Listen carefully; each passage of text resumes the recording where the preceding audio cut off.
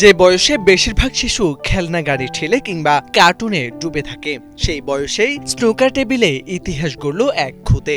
ইংল্যান্ডের ম্যানচেস্টারের মাত্র 2 বছর বয়সী শিশু জুড ওয়েন্স গড়ে ফেলেছেন স্নুকার খেলায় জোড়া গিনেস ওয়ার্ল্ড রেকর্ড। হাতে ফিডার বা চকলেট নয়, তার সঙ্গে স্নুকারের কিউ, আর তাতেই তাক লাগানো কীর্তি। গেল 28 জানুয়ারি গিনেস ওয়ার্ল্ড রেকর্ডস কর্তৃপক্ষ আনুষ্ঠানিকভাবে নিশ্চিত করে স্নুকারের ইতিহাসে সবচেয়ে কম বয়সে মাত্র 2টি ট্রিক শট সম্পূর্ণ করার কৃতিত্ব এখন জুডের দখলে। বয়সের সীমা যেন জুডের কাছে কোনো বাধাই নয়। স্নুকার ও পুল খেলার জটিল কৌশল সে অনায়াসেই রপ্ত করেছে।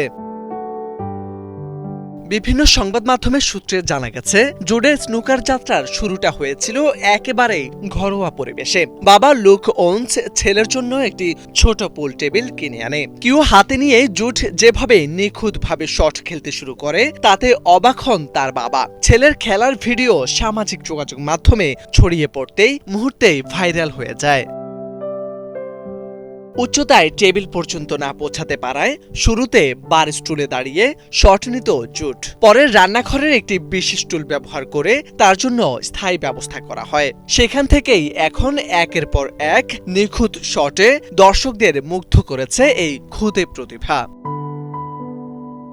প্রথম বিশ্ব রেকর্ডটি জুড গড়ে তোলে 2025 সালের 31 অক্টোবর। সেদিন স্নুকারের সবচেয়ে কম বয়সী খেলোয়াড় হিসেবে একই শটে 2 বল পকেটস্থ করার কৃতিত্ব অর্জন করে সে।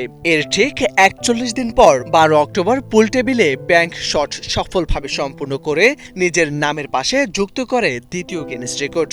10 বছর বয়স থেকে স্নুকার খেলা বাবা লুক ওয়েন্স অকপটে স্বীকার করেন, ছেলের সহজাত প্রতিভা তার নিজের চেয়েও অনেকটাই বেশি।